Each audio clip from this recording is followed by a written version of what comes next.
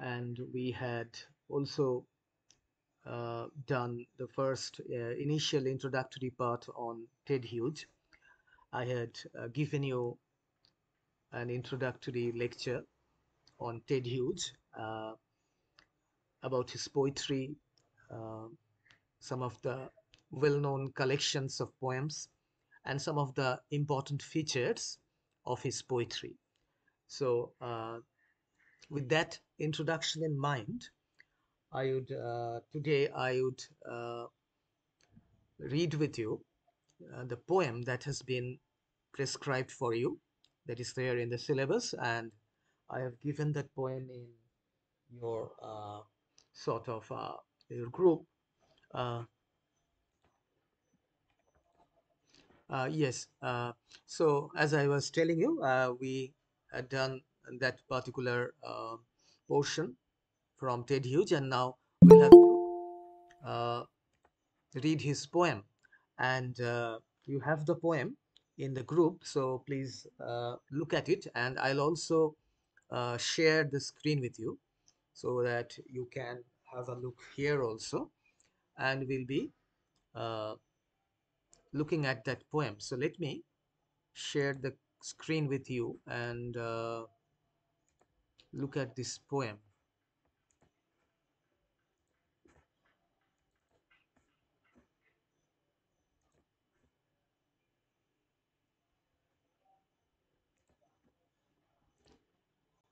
So this poem is Crow's Fall. This is the poem. Uh, I hope you can see this clearly. Can you see this, the text, Crow's Fall by Ted Hughes? Uh, and can you hear me also? Please respond so that I can. Yes, sir. Okay, thank you. So this is the poem that we'll be doing, and this is, as you can see, it's a fairly short poem, not a long poem at all. Uh, Firstly, I'll just remind you that when I was telling you about, you know, the collections of poems that Ted Hughes had published, I had given you the name, this collection of poems called Crow, from the Life and Songs of the Crow. So that was published in 1970. So this particular poem, Crow's Fall, it is actually, uh, it is to be found in this particular collection of poems. And now, what is this creature, crow?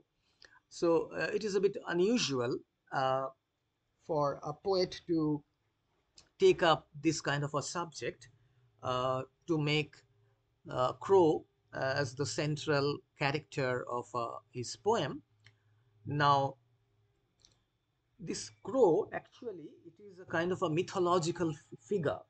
And as I had told you during my introductory class, in the offline classes in college, that uh, Ted Hughes was very much interested in animals, animal imagery. He uh, wrote poems with the hawk as the figure, the hawk in the rain.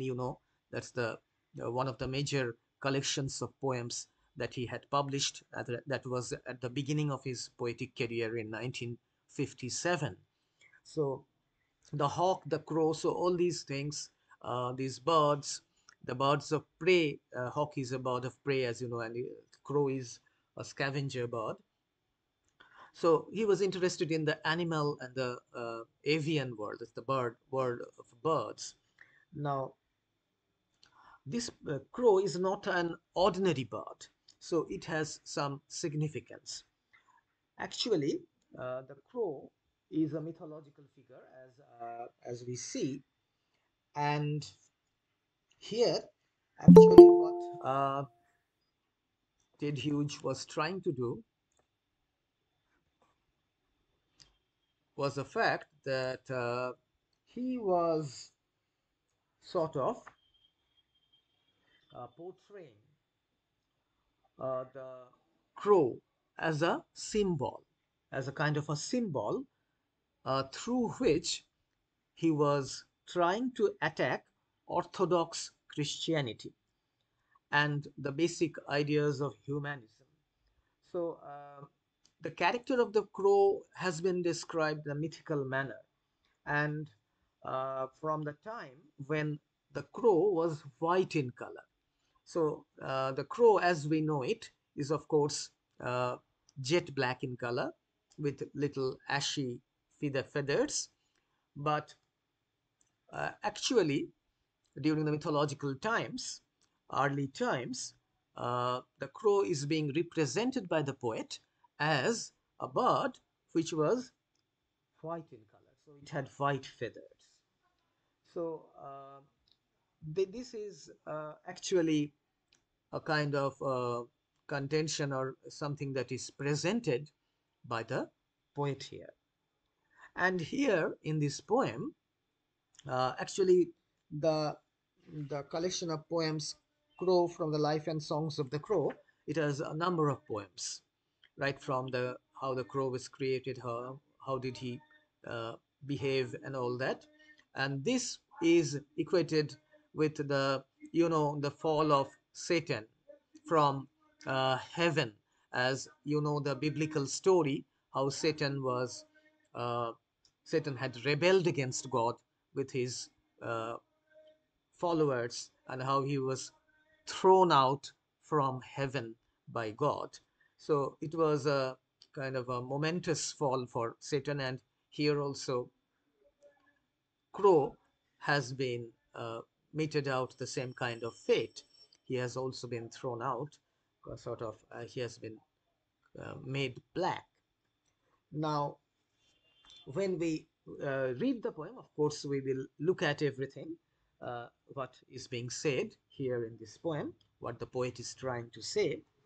Now, so this particular poem, it recounts or it is describing how the crow, through a kind of, you can say, a kind of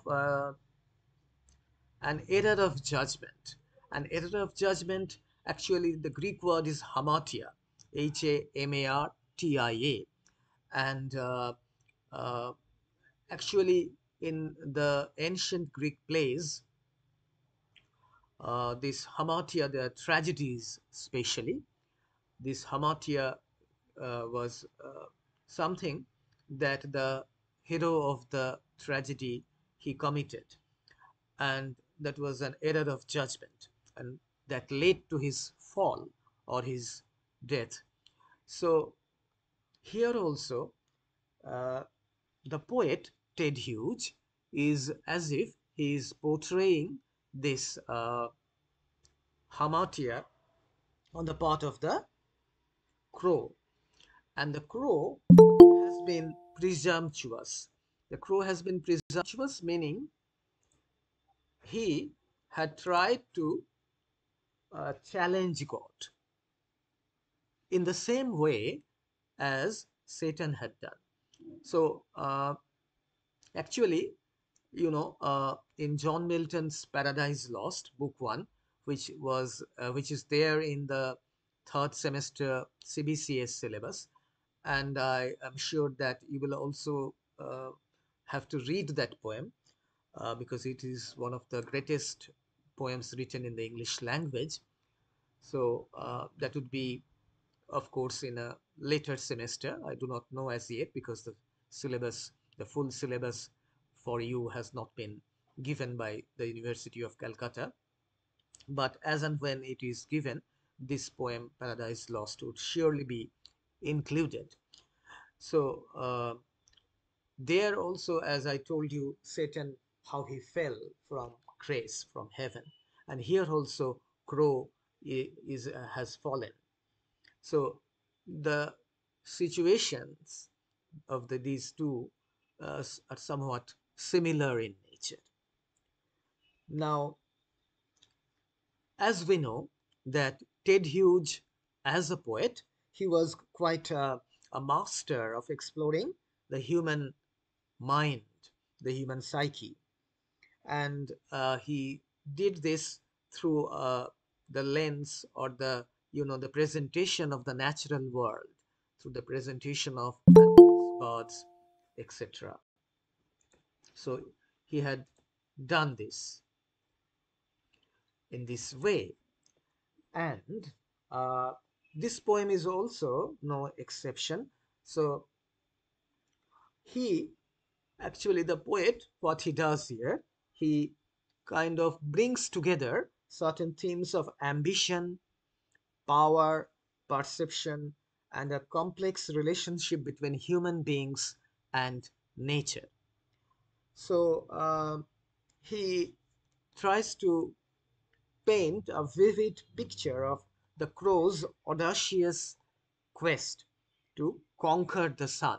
So the crow, as if it flew towards the heavens and it tried to challenge the sun. So here it is a symbol of defiance or rebellion, like Satan. So let us now look into the poem itself, and slowly uh, we will look at the line by line analysis of this poem. So let us read this poem. Crow's Fall, that is the title of the poem. When Crow was white, he decided the sun was too white. So the poem, it begins with a kind of a very powerful assertion, a very powerful assertion uh, with this statement that in the mythological times, when the crow was white, he was not black in color.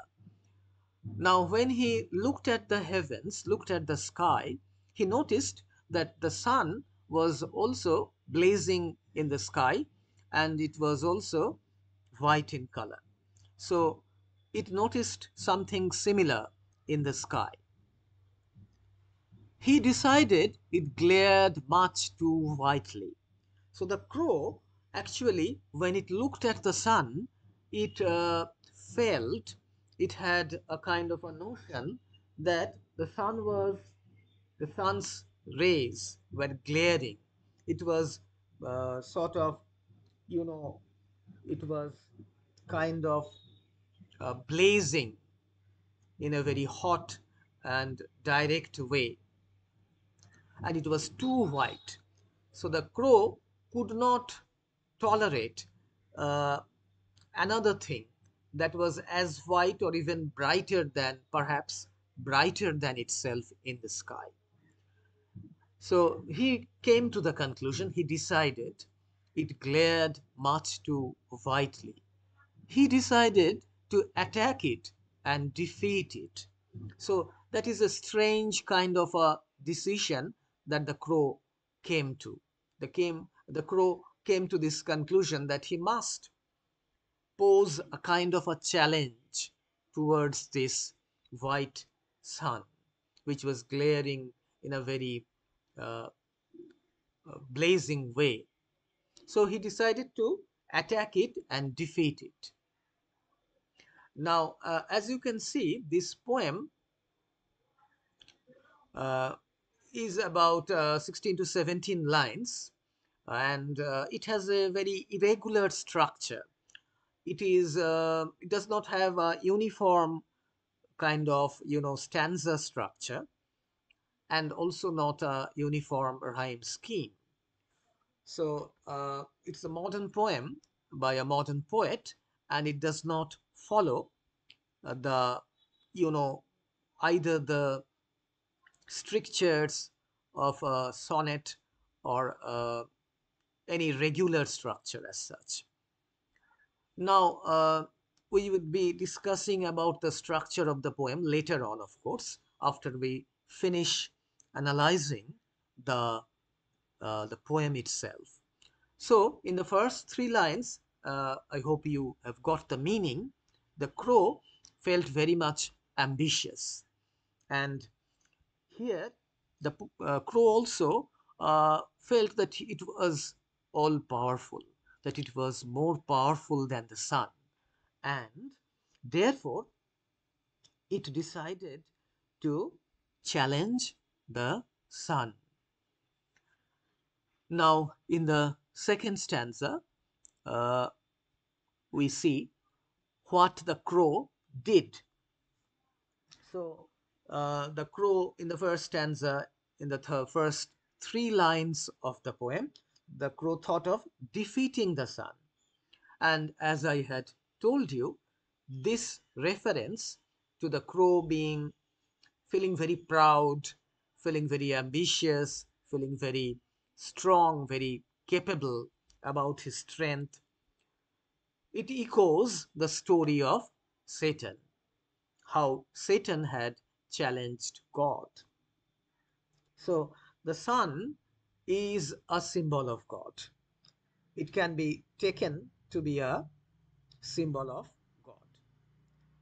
So as you know, it is a symbolical poem, and the crow is a symbol of defiance, rebellion, power, perception. It's ambition. So all these things, and God. Uh, Here, the sun is being equated with God. So the crow decided to challenge it. It tried to defy the limits that had been set. So it was a creature of the earth. It was a creature of the earth, and it could fly, but of course, it tried to be as powerful as the sun. And obviously, what would result? We would see that the crow actually was no match for the power of the sun, and ultimately it will fall from its position, and like the fallen angels, like Satan himself, it will be defeated. Though it had decided to defeat the sun, defeat it, as it is here, uh, as we can see here, but actually it will be defeated, uh, and the sun will triumph. So in the second stanza, what he does, just look at this, the description here. He got his strength up, flush, and in full glitter. So here it is described, the poet describes the crow was full of conviction that he could defeat the sun. So uh, he got his strength up, flush. So it means that the crow, feeling very confident, feeling very powerful, he started to get himself ready for the battle with the sun. And it was preparing for the battle with the sun, and in full glitter.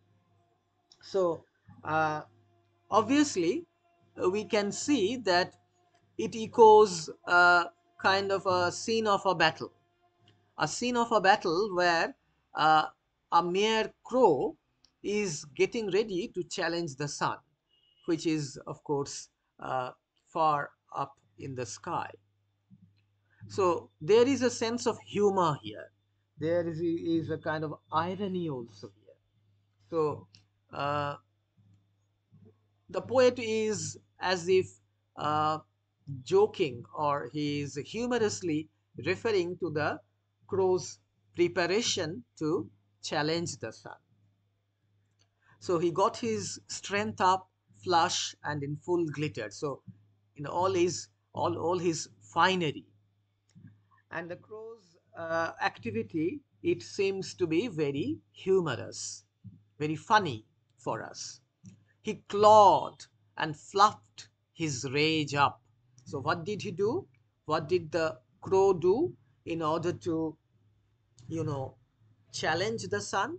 It had decided to challenge the sun because it was too white. He could not tolerate that, because he was proud of his own color, his own whiteness, and that is why he decided to challenge the sun.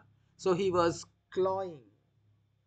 So as you know, the crows, they all have big claws, and fluffed his rage up.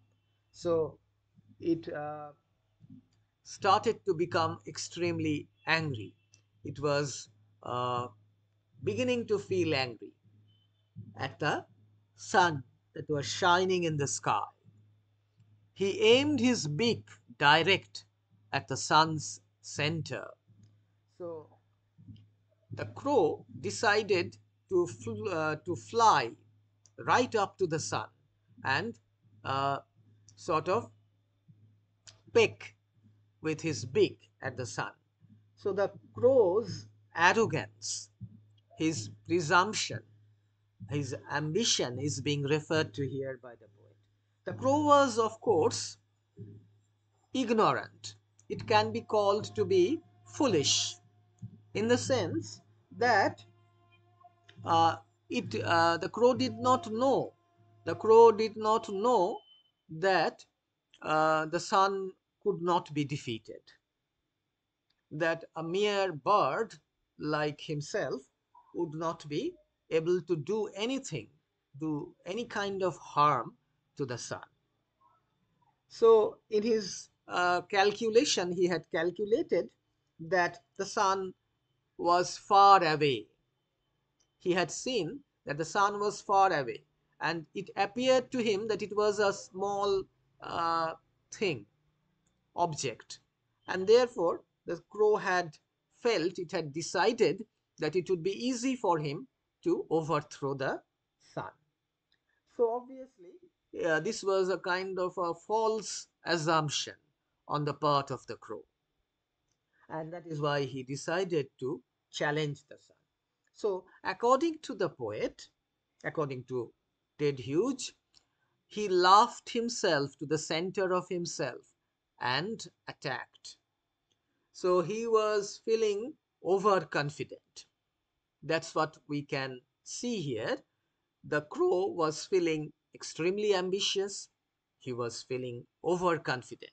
And he was laughing at the sun because he felt that it was just child's play for him to overthrow the sun. And he therefore he fluffed his rage up. Uh, he prepared himself adequately as he thought, and he started to fly towards the sun and tried to go right to the center of the sun, where it was the hottest, the center of the sun, and attacked. So it was uh, the attack that was launched by the crow. And obviously, what we can understand from all this is that the crow was uh, acting in a very foolish manner. That is obvious. And unknowingly, it was bringing on a kind of a fate for itself that would forever remain with it. So it was under a kind of a false spell, and that was, of course, over ambition. So he was very much ambitious, and he had a false sense of security and power, and therefore he decided to attack the sun. So the ironical situation here that is being described by the poet here. At his battle cry, trees grew suddenly old, shadows flattened. So here the poet is saying that the crow had decided to replace the sun. It had a very, very powerful beak, and with the help of its beak, he was cawing. It was crying out, and it decided uh, to teach the sun a lesson. And he called out his battle cry in the sky. And as it was crying out in a very ferocious way, then the sun was temporarily hidden, and the trees looked old, as if the trees had been there from immemorial times. They had become extremely old, and the shadows flattened, the shadows grew long. So, uh, the shadow, the sun was as if it was covered by the crow. It was a temporary shadow, and the trees were shaded. The trees were shaded.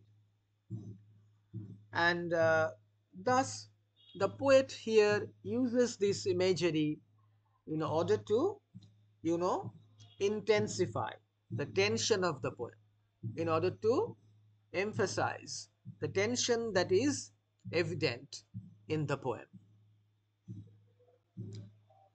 Here, therefore, as we can see, that it is going to be a kind of a battle between the sun and the crow, which to us it appears to be ridiculous. It is really very funny, very ironical that a bird would dare to challenge the sun. So obviously, it is a kind of an ironical situation. Now, what was the result? What was the result of the crow's attack? The sun, but the sun brightened. So the crow had he had obviously expected that the sun would, feel cowed down. It would feel very much afraid of his power when it would fly directly to the sun. Obviously, the sun would feel very afraid. So, but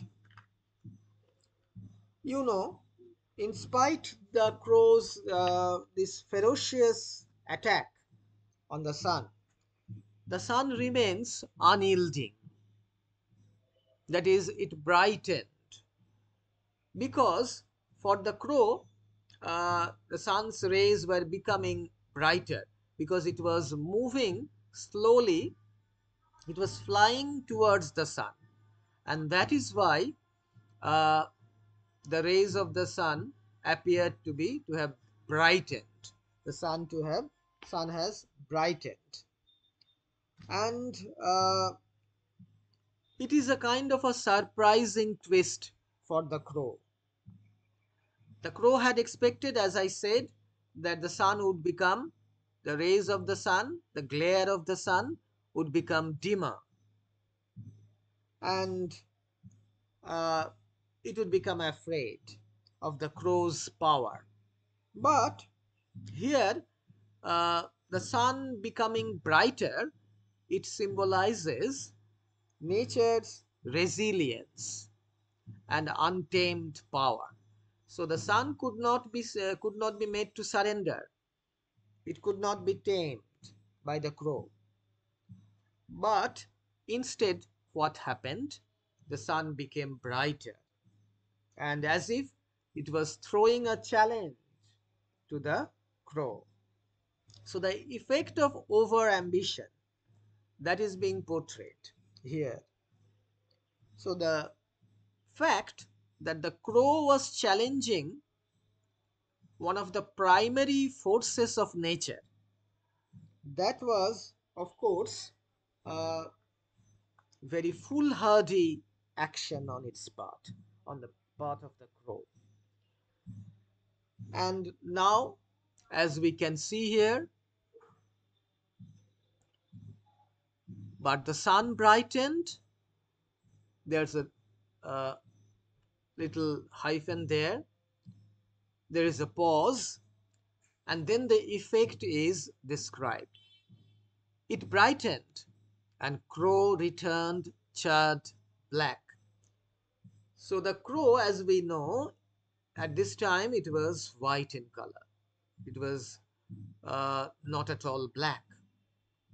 But because of the fact that the crow had flown towards the sun, and the heat, the rays of the sun, the blazing rays of the sun, it charred the crow's feathers and it turned black.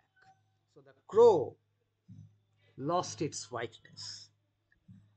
And uh, obviously, we can see that this was the effect of his ambition. We all know that ambition is good, but over ambition is not at all good for anyone. And therefore, obviously, the what we see here, the phrase charred black, it signifies how, what kind of price the defiance of the crow had paid. The crow had paid a very heavy price.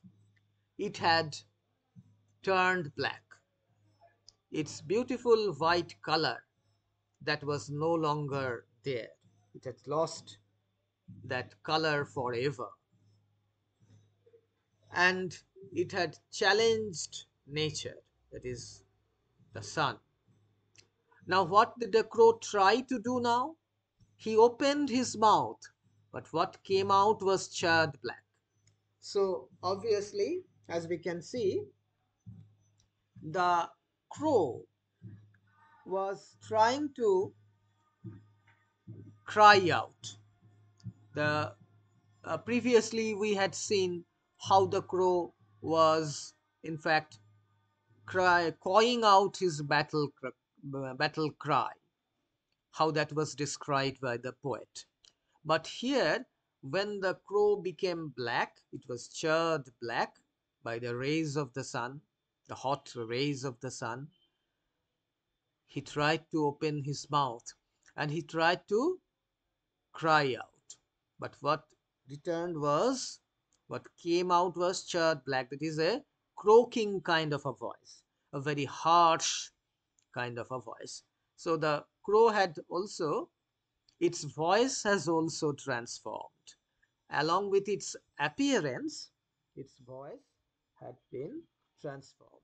So the crow's blind ambition meant that it had burnt its appearance, its purity, and its ability to, uh, its, its original voice as such. Now the crow, when it returned defeated, what did it declare? What did it manage to say? When it opened its when he opened his mouth, up there he managed, where white is black and black is white, I won. So the crow ultimately did not uh, surrender. Actually, the crow had initially decided to challenge the sun, and he had acted in that manner. But even after being defeated, even after being charred black, even after he had lost his voice, he had not decided to surrender to the sun.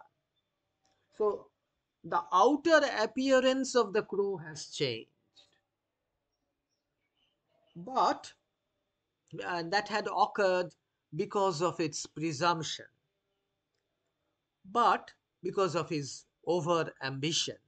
But his basic thoughts, those remained the same.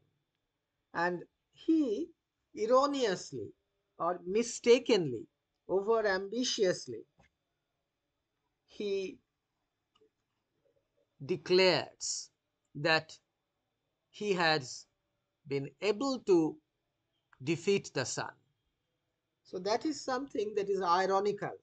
The attack on the sun, that was course, foolhardy for the crow, and as we see here, after the attack, after the crow was defeated, it still it still goes on harping on the fact that